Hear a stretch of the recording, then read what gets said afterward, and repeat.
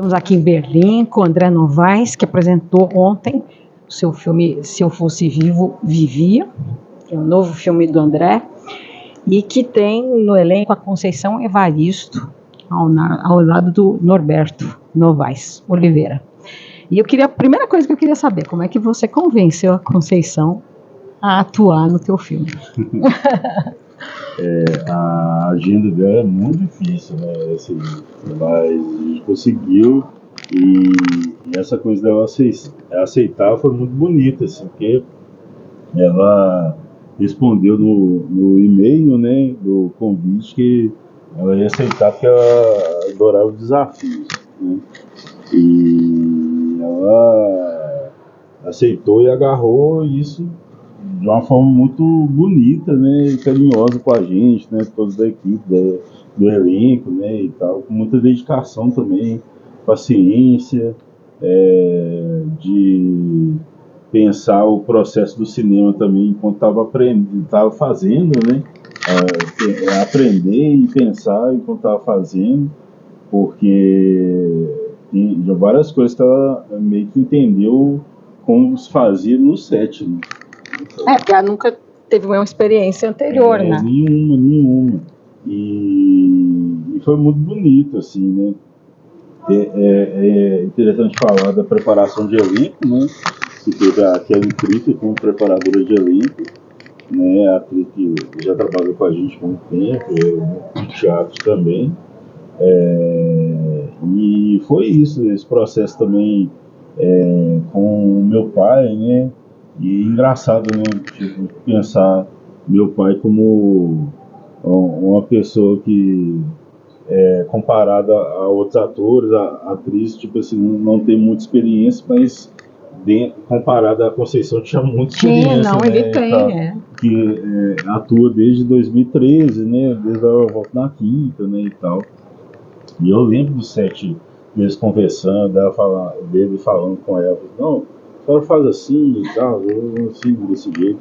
Acho que tem uma coisa também de eles terem mais idade, talvez eles tinham afinidades de vivência que ajudaram a compor um casal, né? Porque eles fazem um casal que a gente acredita que eles estão juntos há muito tempo, né? Há 40 anos, né? 50, né? 50 anos. Não, 50, né? E é interessante, assim, a história de vida dos dois, né, que se assemelha também, tipo, meu pai veio da Vila dos Marmiteiros, né, aquela favela de BH, ela vinha de uma favela que chamava Pinduraçai, de BH também e tal, e então tem passados parecidos, assim, então eles tinham muita conversa também, assim, né, e tal, de história de vida, né, a coisa do movimento negro, também, de certa forma, coisa dos bares blacks também que eles frequentavam, né? Mesmo não sendo a parte que eles fizeram, mas tinha isso nas conversas deles. E você tem acho que a direção de arte do filme é muito feliz nessa parte da recomposição dos anos 70, né? Os cabelos, aqueles bares blacks, os figurinos, a calça, né, larga, e a música, né? Você tem uma baita pesquisa de trilha sonora ali também, né? É uma pesquisa que acho que tem um dedo do meu pai, esse até, né? Porque eu aprendi a escutar esse tipo de música com meu pai, assim. Meu pai tem coleção de vinil, né? Desde quando eu era pequeno eu escutava os discos do meu pai e tal. Então, até uma das músicas dele tem um vinil mesmo, do Justin Combe e tal. Então, pensar, né, foi uma pesquisa, foi um laboratório, mas ao mesmo tempo foi algo muito gostoso de fazer, assim, né? Porque é o tipo de música que eu gosto, né? E tal. E é uma felicidade muito grande ter essas músicas que a gente conseguiu no filme. Música a gente tem uma felicidade, né, grande de estar no filme, tipo James Brown, né, Hilda, Jazz King Kong, enfim. É clássico, isso é clássico da música, né? Clássico, Quem não gostar disso não pode dizer que gosta de música, né? Exatamente.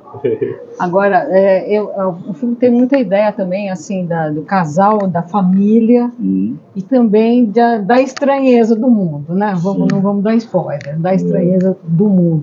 E então, que você colocasse um pouco assim, como é que esse roteiro foi sendo desenvolvido de você? Teve alguma ideia inicial que deu o gatilho? Como é que foi isso?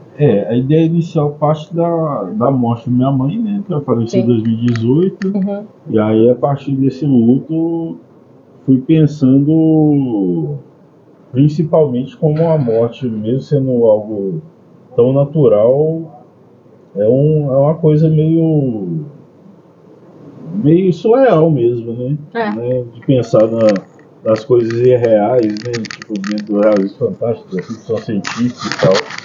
Então, foi sendo construído assim, mas no começo não tinha muito dessas características, não, desses elementos. Então. Eles foram surgindo aos poucos, de conversa que eu tive com o Thiago, que é o produtor do filme também. Então, foi costurando aos pouquinhos.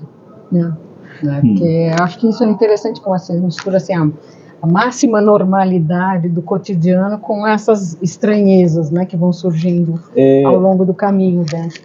Isso me chama muita atenção no realismo fantástico, assim, na literatura, assim, mas também, sei lá, algumas coisas de cinema japonês, cultura japonesa, né, em geral, que eu acho muito interessante. Eu estava lembrando um filme, né, uma animação chamada Conto da Princesa Kaguya.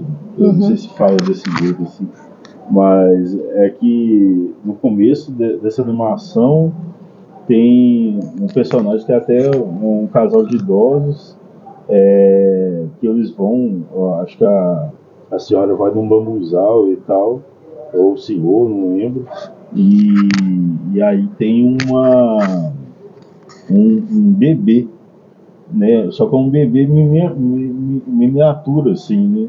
Muito pequenininho mesmo, tamanho de um ovo, assim.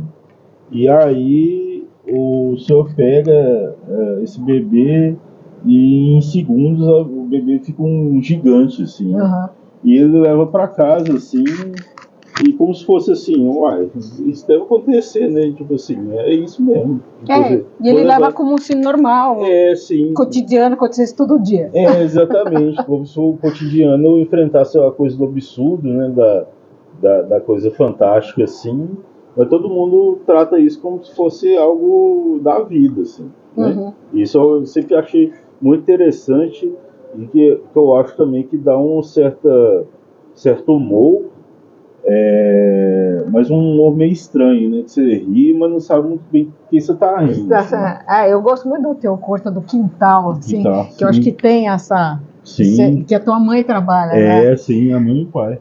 Tua mãe e teu pai, que tem essa estranheza, mas tem ao lado do cotidiano, né? Parece que assim, se a gente abrir a porta lá fora, você não sabe o que você vai encontrar, né? Exatamente. E a vida continua normal. Né? Normal. Estamos aqui, sei lá o que vai acontecer depois, né? Sim. E você coloca também, né, a Contagem é o teu lugar no mundo, né? Sim. Que você sempre tá nos todos os teus filmes, é o cenário que é Contagem, né? Sim. Que é aquele lugar que você conhece, que você tem as tuas raízes, né? E tudo acontece ali.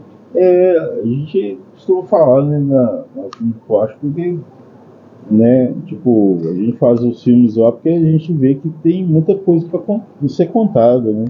Então, não só dos filmes que eu dirijo, mas dos filmes do Gabriel, do Maurício também, a gente escolhe Contagem como algo muito do coração mesmo, mas que também a gente tem um certo interesse por aquelas pessoas, aqueles lugares, né, aqueles espaços. Isso aí. E como é que foi a sessão ontem, a primeira sessão? Como é que você sentiu lá, que foi legal? Nossa, fiquei feliz demais. Foi legal, muito feliz. Foi muito bonito. O cinema estava cheio. A projeção belíssima. Não, assim, a projeção né? aqui é muito incrível, né? A gente exibiu em Dolby Atmos, assim, aí a coisa, detalhe dos sons, assim, foi incrível, assim. até o nome, assim, e a reação foi muito boa, né? Né? Foi. Esse público aí, público aqui é caloroso, né? Sim. Né? E acho que o Brasil está com 10 filmes aqui que representam uma diversidade muito boa, né? De quem a gente é, do cinema que a gente faz, né? Sim. E a gente já assistiu mais 2 sessões de filmes brasileiros e a recepção também foi muito calorosa, né? É isso aí, é a nossa vez aí, né, André? Exatamente. Obrigado, viu? Obrigado, valeu demais. Pode vir.